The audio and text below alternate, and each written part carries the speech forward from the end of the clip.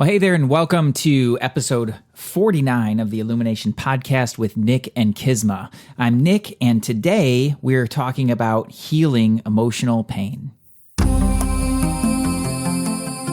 Welcome to the Illumination Podcast with Nick and Kisma, bringing you ancient wisdom for modern day success so that you can sparkle just a little bit brighter each and every day. If what you hear speaks to your soul, go ahead and give us a rating and a review in iTunes. You can also find us on SoundCloud and Stitcher. And hey, if there's somebody in your life that you think would enjoy this podcast, go ahead and share it with them. Well, hello, Kisma. Hello. How are you tonight? I am awesome. Ready to heal some emotional pain.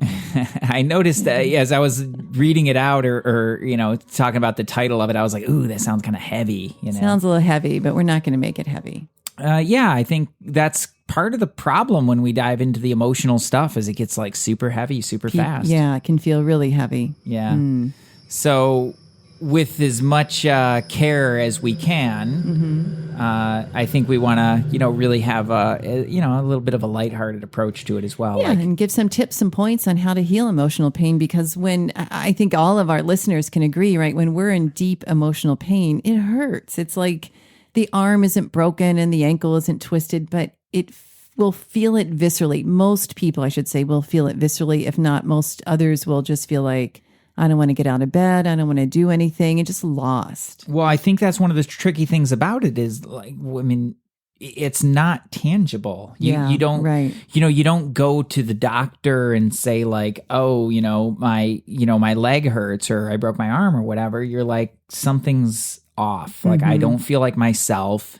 And I feel sad or lonely or, these old memories are coming up or whatever. And I don't know what to do, That's a different conversation than way like, hey, different. by the way, I'm bleeding right now. Right, way different, different. But you bring this up so many times and it's like, it is as important as if you were bleeding. Please, I say this all the time on webinars, on trainings, to my students is, if you went to the doctor and the doctor said, you have a blood clot, you would get your butt to the ER fast. But so many people are walking around with energetic clots, like the twisted, entangled, depleted, leaky, energetic lines that really prevents one from living this happy, healthy life. And yet there's nothing to do, or there's lots to do. Trust us, we know, but there's not an awareness out there of what to do aside from covering the symptom, putting a Band-Aid on it. And then many teachings, as you and I have been researching today, are telling people to do the exact thing they should not be doing. Train of truth right there.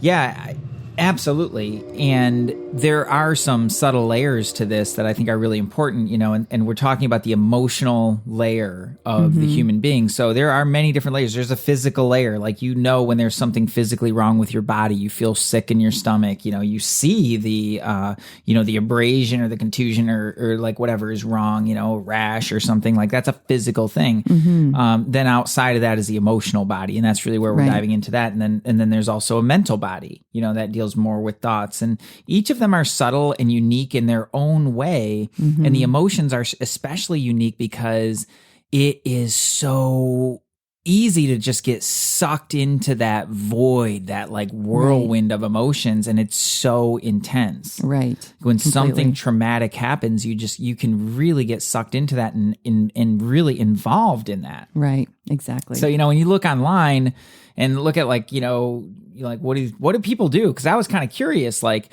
what do, quote unquote, normal people do to heal emotional pain? Like, I know how I approach emotional pain, but like, you're not normal. Like, what? I don't think I'm very normal. I'm sure my family would agree with that. But anyway, like what, what do like, quote unquote, normal people do? Like, what is out there, and I see so many things around like affirmations. I can't believe I saw that as like, somebody came up with like the top 5 things that you do to deal with emotional pain. And this made the top 5 was like, use affirmations if you're, if you have low self-esteem or you're, down and out or like whatever. And it's like, I just read that and I was like, seriously? Like, how is that even in your top 5 for one?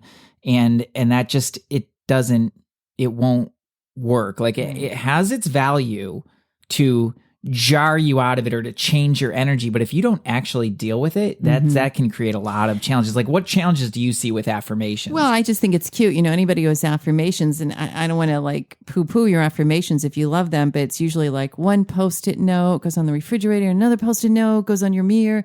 And then all of a sudden there's like 25 little cute Post-it notes around your house. Well, that's because the first Post-it affirmation didn't work.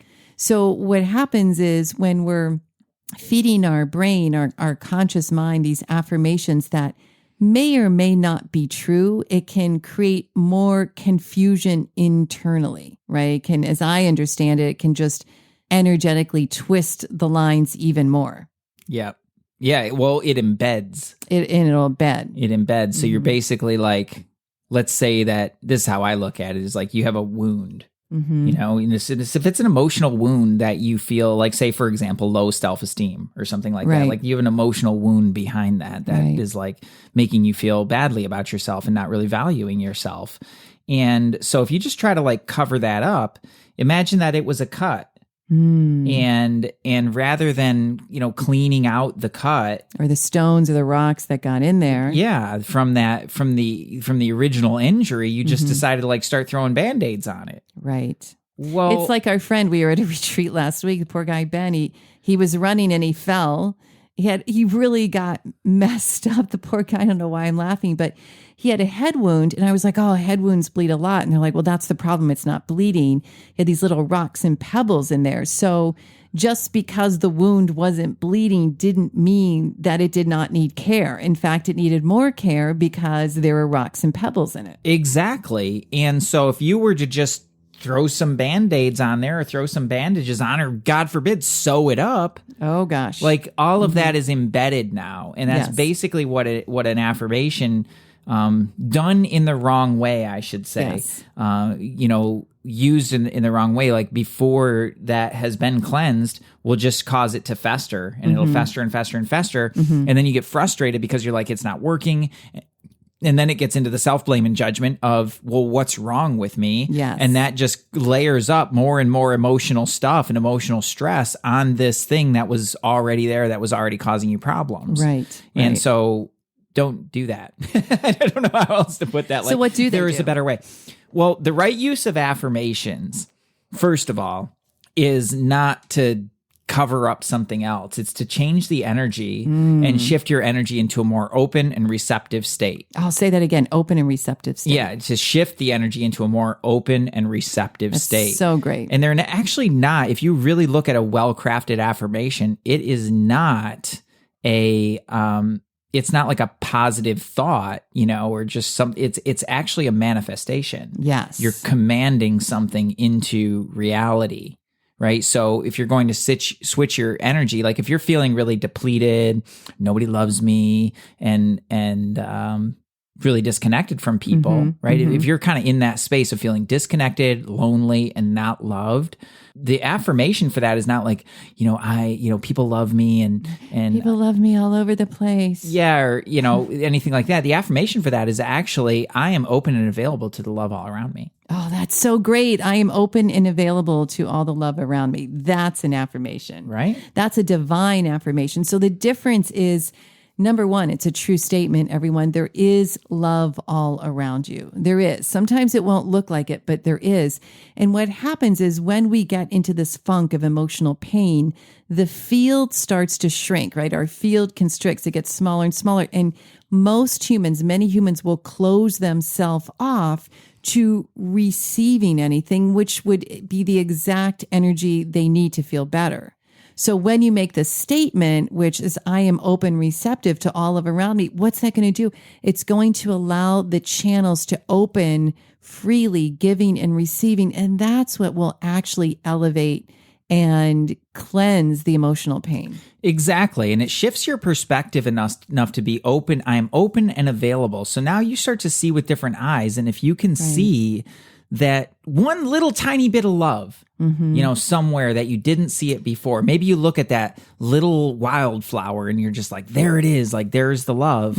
That's awesome. Because if you can see it there, you can see it all you can expand that. You can see it, in a smile, and then you can see it in 10 smiles. Right. Because all of that is contagious. Right. And so when we look at the inverse of that, of the emotional pain, of the super receptive, the inverse is to be closed off and to not see all around us. And just a quick story, I had a student on a webinar training the other night, and I love when people share openly and they're really honest. But he said something like, I keep giving, and no one's giving back. And I was like, wait a minute, because I realized I had actually given the student a gift that, if cultivated and used properly, was worth a lot of money. And I said that to him. I was like, hold on. I gave you a gift, but you missed it. You missed that you were given a gift because your belief, which, remember everyone, like, your belief is your truth, is that you are constantly giving and never receiving. And he was like, oh my God, like, he totally got it, totally agreed, totally opened up to being super receptive. And that's what we do day in and day out, is we start to put ourselves in this box of, I'm not getting this, nobody's doing that. And then before you know it, we have this belief system of a really, really constricted field that's heavy and full of emotional pain. And we're missing all the beauty and the availability around us. Yeah, that's beautiful. Oh, it's so cool. Another one that I see out there quite a bit is using quote unquote. We'll use the words negative and positive, but just recognize there's no good or bad associated with that. It's like just kind of a different tone. And if we're really going to split hairs philosophically on that, you realize they're all part of the same continuum anyway. But forget about all that. I think we'll all understand when I say like a negative emotion. I'll explain that. But what I see is the tactic is using negative emotions in a positive and useful way. Yeah. Right. So people will use guilt to avoid destructive behavior. And again, it's not to discount it altogether. It's not to say it doesn't have any value. It just is. I'm just saying that, do you really want to have that guilt in your life? And do you want to use that guilt to shame yourself into changing your behavior because you haven't really made the transformation if you're still having to guilt yourself into it? Right. Into doing the thing that you're supposed to be doing, right? Oh, yeah, totally. Like, who wants to live like that? So I'm not saying it doesn't have value. I'm just saying it's tricky because now you're using that and then you become attached to it. Right. So I get the concept behind it of like, man, I shouldn't have said that thing. And I said the thing, and I'm going to use that guilt to feel differently so that I cannot do that again. Right? Just use your intellect to do differently. Yeah, we'll get to the intellect. Guilt and shame are very low vibratory emotions. They're way down there. They just pull the field down. Like, that, it is not going to feel good. It is not going to feel good. It's and then you're going to be carrying that around with you. Now, another one that I see a lot, especially in men, because men seem to have anger things. And so a lot of times it's like we don't know what to do with the anger. And so it becomes about channeling the anger towards a positive goal, and they use the anger as fuel. Right. Anger is tricky. Anger breaks things. Yeah. I mean, we've had this discussion a lot. Well, and I've definitely had some anger things, so I'm totally open about that. Well, I think that if you look at a sports person, if you look at somebody who's competing, if they get like, someone's like, there's no way you can break that record. And then they kind of get this like sort of semi-anger and they use it to drive themselves. I do think with a guided intellect and really knowing what you're doing, there is a way to use anger to get something done and like reach some goals, but it can break something. It can deplete. And really when someone's using that anger, it's like, it's superficial, right? The deep embedded anger is the anger that will just rise and show itself in a split second, where someone goes from, yeah, it's okay, to just this roaring anger. And that is really depleting. It is. It's really, and it's very destructive. The nature of anger is that it's an unwieldy emotion. Yes. So now you're starting to try to control it, and you're getting into all these control things, and then it's just super easy to break things. And so anger has a couple positive, like here's the proper way to use anger. Number one, when you're angry, just recognize that all anger is, it's a modification of desire. That is to say that desire, whatever you want, like you want something and that has been obstructed. Right. And so that causes frustration mounts, and anger. And then if that's not checked, then it becomes rage. And it's a very natural progression.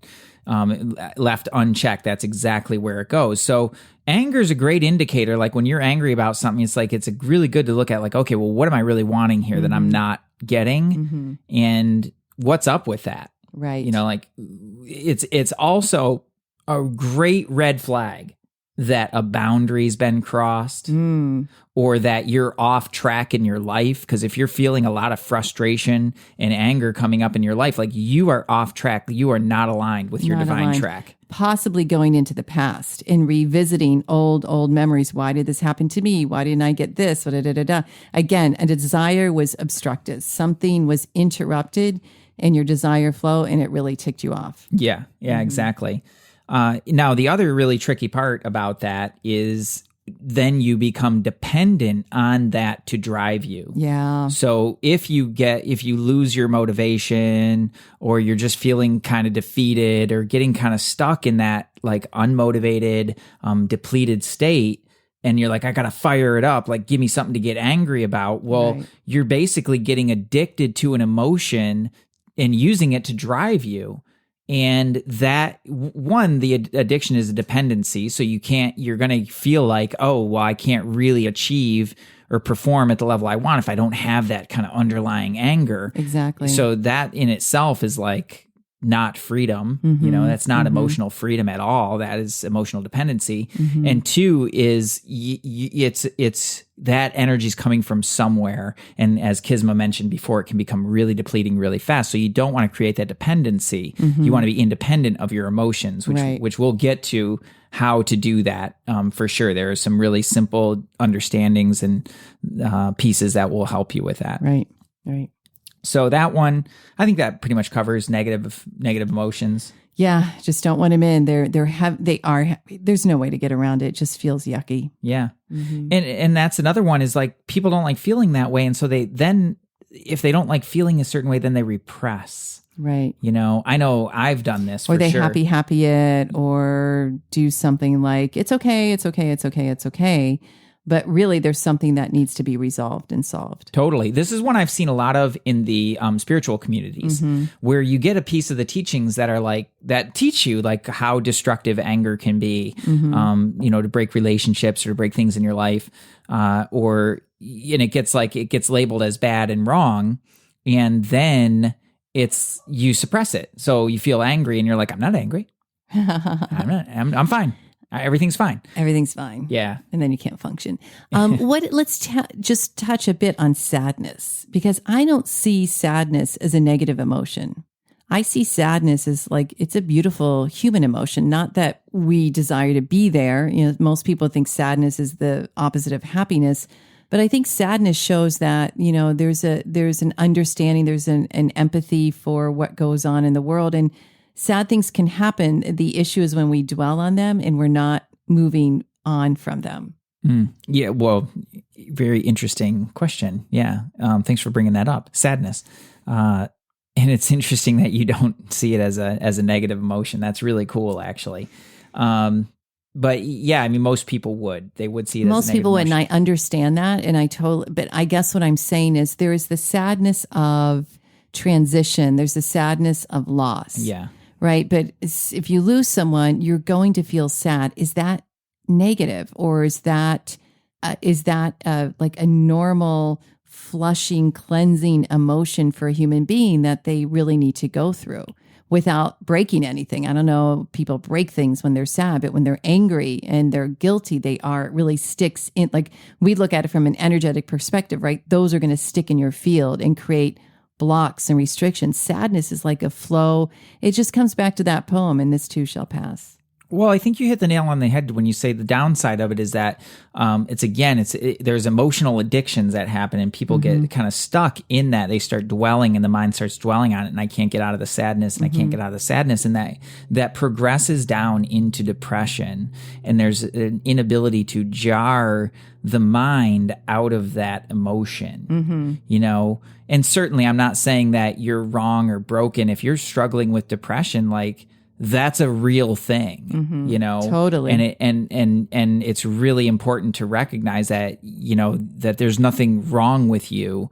But there are some really simple ways that you can, start to implement to start to draw yourself out of that.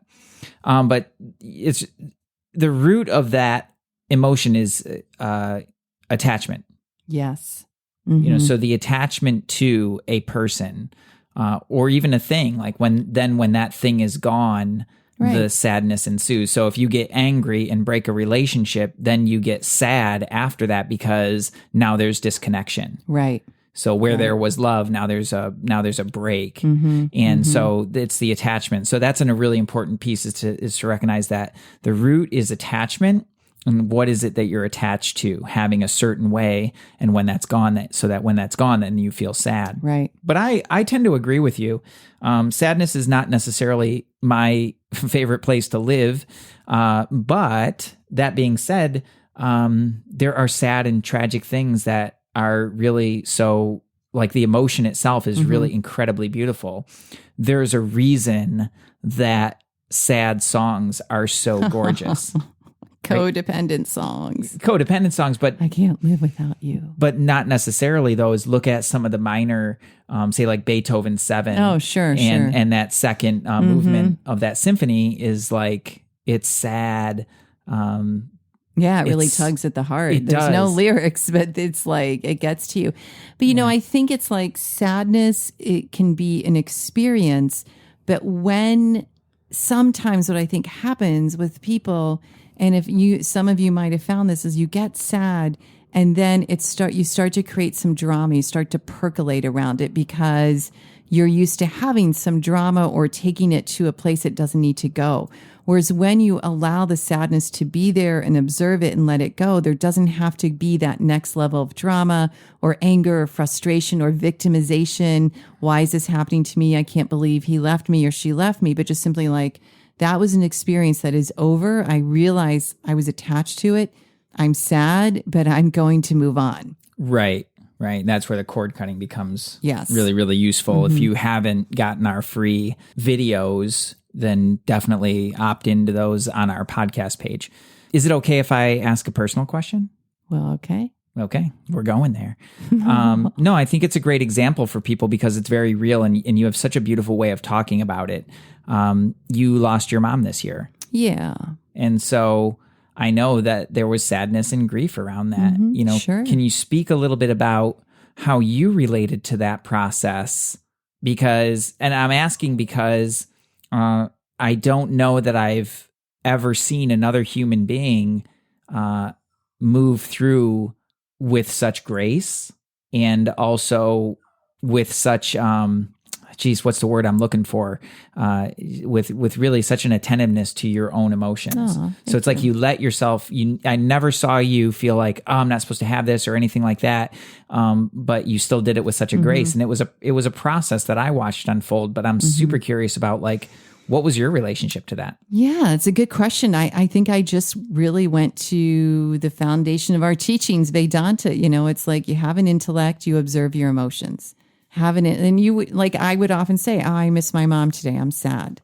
But it didn't stop me from functioning or doing what I'm here to do. But it was definitely an observation. And from that place, I can share with people, when we observe our emotions rather than, like Nick said, try to stuff them down or stir them to a different emotion, which taking sadness to drama is really missing out on an experience, I think, that is necessary for certain types of healing. But when you just observe it, you understand this is part of the human experience. And so it was just the constant check of the intellect is like, okay, this too shall pass. Yeah, that's really beautiful. But it took time. Oh, yeah. You know, it It wasn't. takes time because it comes in, it's like I mentioned, I don't know, on a Facebook post or something, I went to run an errand at Macy's, and I hardly ever go to Macy's out here in California, but that was the only store near where my mom lived. So whenever I'd visit her or went to quote unquote the mall, there was Macy's. And so it triggered so many memories of being with her. And even like, I remember shopping for her when she was sick and having to get, certain pajamas and a robe. And I was like, oh, this feels so weird. Like, I know she's going to go and I'm going shopping for her. This is bizarre. So those memories would come up, and it's really important to feel those and connect with them, but not obsess over them. Interesting. So you just kind of let it pass in its Yeah, wave. yeah. I think a lot of times It is a wave. Yeah. people with grief in particular, it's like, oh, I need to be grieving. Well, and maybe they do. And grieving is important. And look, I can speak. This is my mom. She was 90. Like, everyone knew she lived a great life. Right. So other people have gone through much tragedy, and I can't speak to that. And I would never try to, because I think that experience is their own.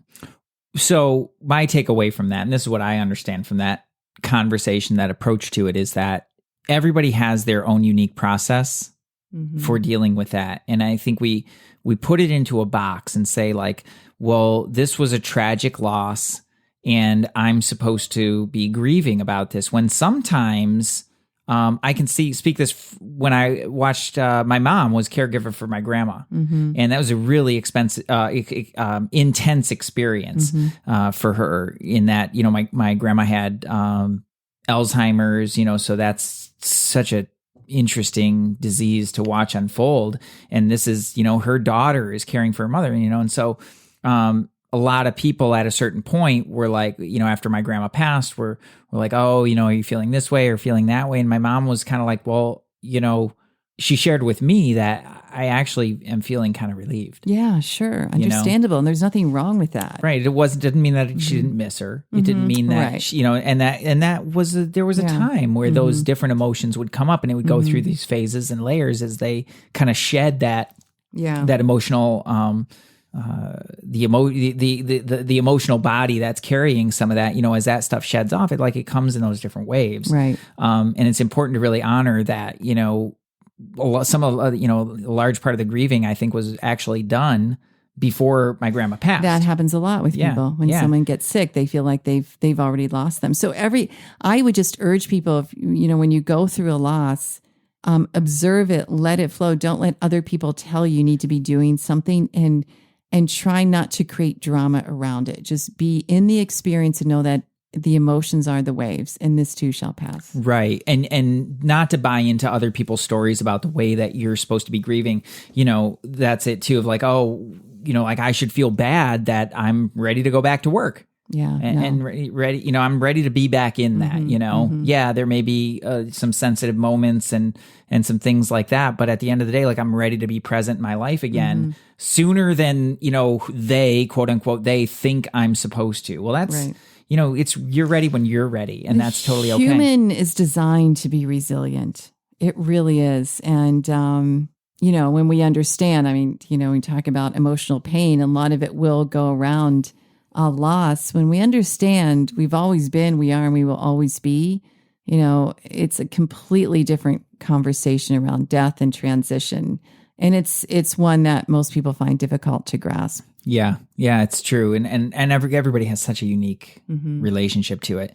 But I think the reason that this is so important, and it kind of culminates with that grief or that sadness or that intensity, is because the emotions are so powerful. Like, it can't overstate how powerful the emotions are in a human being, and how easy it is to let one emotion take hold and absolutely destroy your life. Mm-hmm. Now, Shakespeare depicted these jealousy just so incredibly in his plays. Right. You look at Romeo and Juliet. Oh, tragic. It's so tragic to watch, but what you're looking at in those examples is the power of the emotion to absolutely destroy a human being. Right. And that is not what emotions are for. Emotions are like, they're like anything, they're a double-edged blade. We talk about this so much where things have a proper use. Everything in the world has a proper use, but so many things can be misused as well. Yes. And emotions are one of those things where when we start to dwell or get so heavy and so entangled with an emotion that it can cause such massive destruction. Right. Exactly. And that's what we really want to avoid. So healing emotional pain is vital. Right. So that we don't stay stuck in that and let the healing process happen. Right. So that kind of brings us to the healing process. Yeah, tell us. Where a lot of times we have this relationship to healing that it is like you have to do the thing, like you have to do something, right? And I really feel that the healing process is much more natural, and it's really allowing the space for that healing to occur. Yeah. Where when we start to get into that and overly manipulate it, that it actually slows down the process and makes things harder. Right. Does that make sense? Yeah, totally. Yeah. So what are some of the tools? I mean, for those of you that don't know, Nick is a great healer, and we're going to actually share a link if you want to apply for a next healing certification happening in January. But tell us, what can someone do now who's just really feeling like they're in a funk? Well, since we're speaking about emotions, I'll speak to emotions directly. Okay. Is that okay? Yes. There's a more encompassing conversation about the healing process to create a complete healing, or to allow a complete healing. But I think for now is just focusing on this will be enough. And first of all is understanding the different aspects of your being. So the different equipments that you have to work with. Right. And it's so incredibly simple, but also not that easy necessarily, because you're talking about dealing with yourself, which is the hardest thing. So you've got, on the fundamental level, you've got three basic equipments. You got your body, which is your vehicle, right? And then you've got your mind, which is the center for your emotions.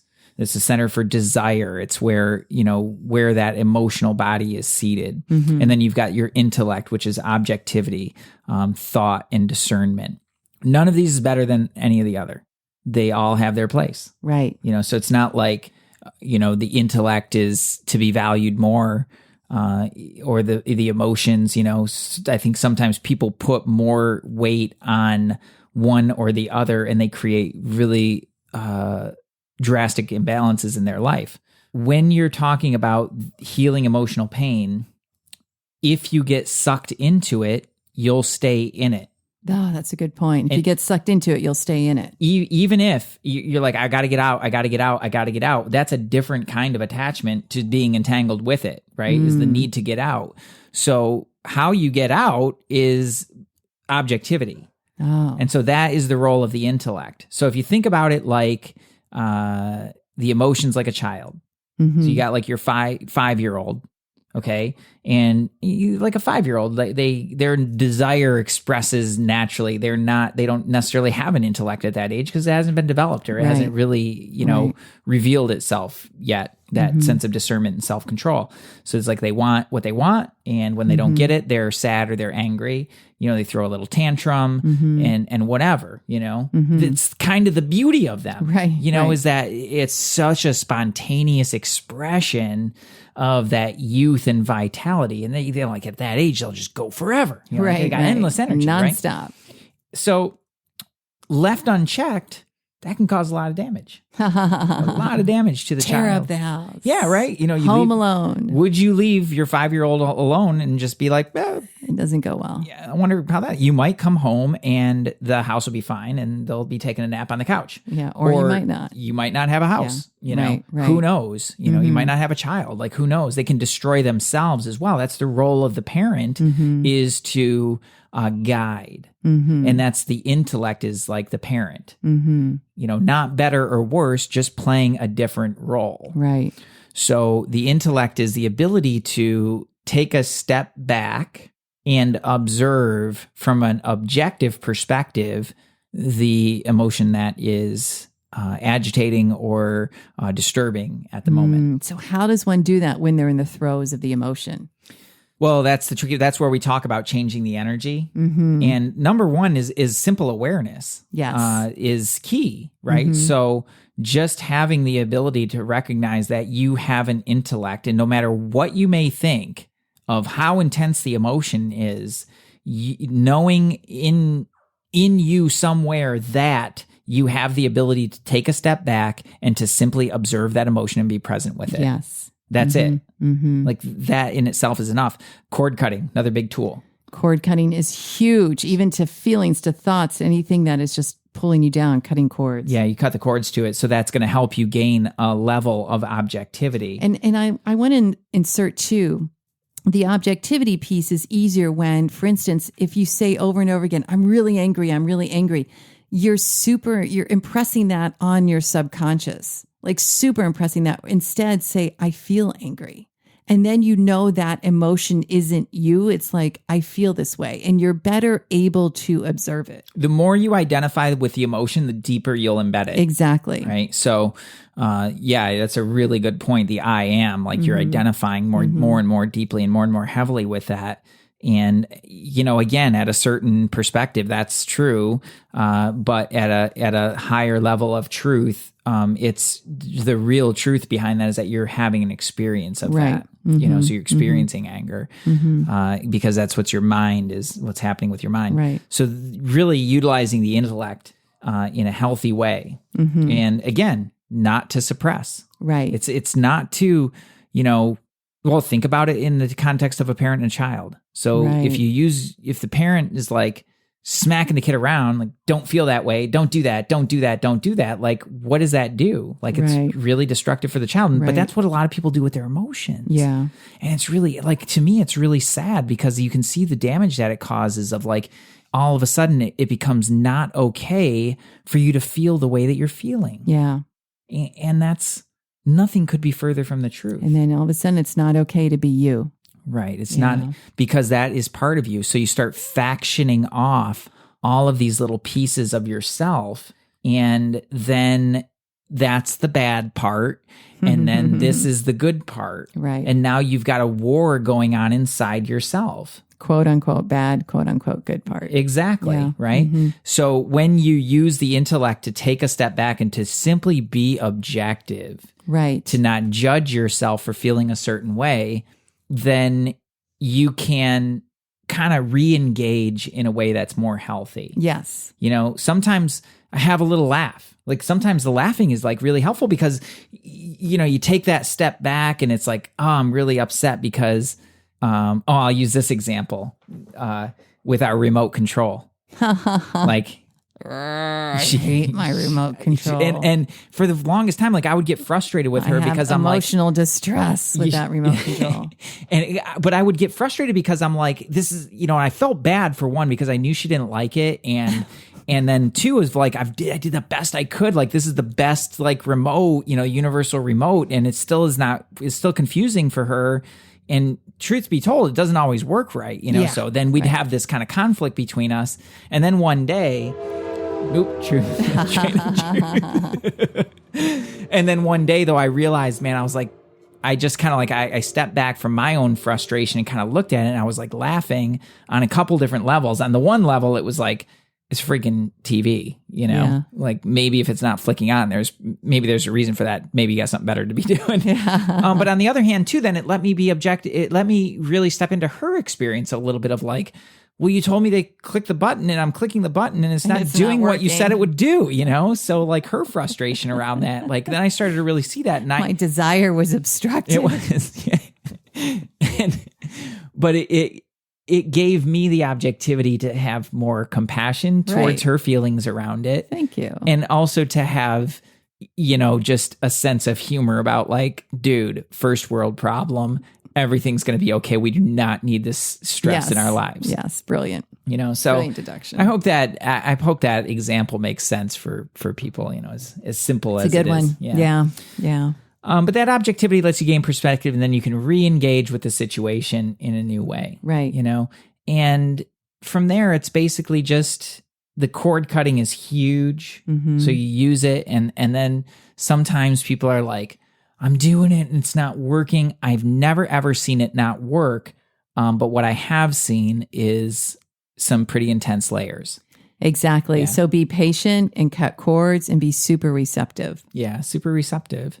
And so when you use that's another bringing it back to the affirmation, like Right. that's another beautiful, I am super receptive. That's, if nothing else, to just tie it all into these simple techniques to get out of emotional pain. Of course, cutting cords, of course, observing, but super receptive, because then when you actually say that I'm super receptive, you will actually be way more receptive to love from others, kindness. You'll be observant of where you might be just digging in and creating more and more pain, because somehow the pain creates drama and the drama gets attention. And then you think from the attention you're going to heal, and that's not healing. So that quiet space in your mind and allowing that discernment of your intellect, I'm super receptive, that in itself calms things down way fast. Yeah, absolutely. And it gives like brings it back to that simple principle of healing, of allowing some space. Space is important. For the healing process to unfold. Right? Your cut doesn't heal when you keep picking at the wound.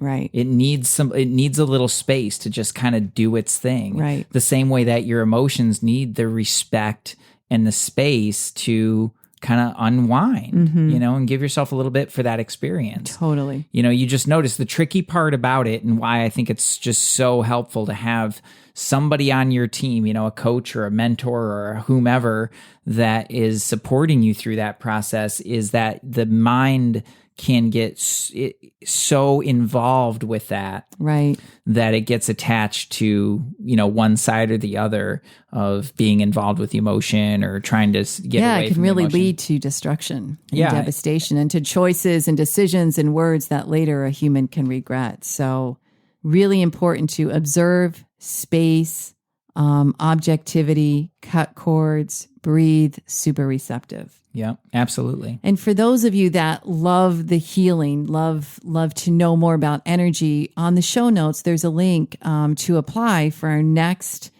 training. We're going to be running these certifications every couple of months, and they are so fabulous. They're so amazing. You learn in depth these techniques, not just cord cutting and all that, but really some cool techniques. So just fill that out if you're interested. Otherwise, grab our free videos so you can eliminate stress that way. They're really fun, and the grounding and the breathing and the cord cutting is awesome. Yeah, it's amazing. The emotional piece of this is only one part of that. Exactly. Of that, that whole process. Right. There's much more to it. Right. And I just want to end with this, like, how many wars have been started because somebody's emotions got the best of them? Think about that. I know. Think about how many wars, how many lives lost because of that. Yeah. How many relationships broken because people lost control of their emotions. Right. It's staggering, the damage that can be done. Read a Shakespeare play. If you're not into that, then rent the video, and watch that. But see it for yourself and observe it in your own life and see the opportunities for healing, because this is a really key component of understanding the emotions and allowing the healing process to unfold, because, everybody says they want more peace. Well, this is part of that. This is a really important part of this, and using these tools to have more peace in your life and more ease in your life is going to help serve the world in such a greater way too. Right. So I don't want to get up on a big soapbox about it, but at the end of the day, like, that's why this is so important. It's important because this pain is very real. It might be real in your life, or it might be real in the life of somebody that we see it all over the place in really tragic ways. And so if there's one bit of healing that can be passed along, one little piece that can serve you or that you can pass along, man, that's one less person who's suffering. And that's a beautiful thing. It's a beautiful thing. Take it to the higher, people. So thank you for checking out this episode today. Really appreciate all of you, and just wishing you a really beautiful day. Peace and namaste. Namaste.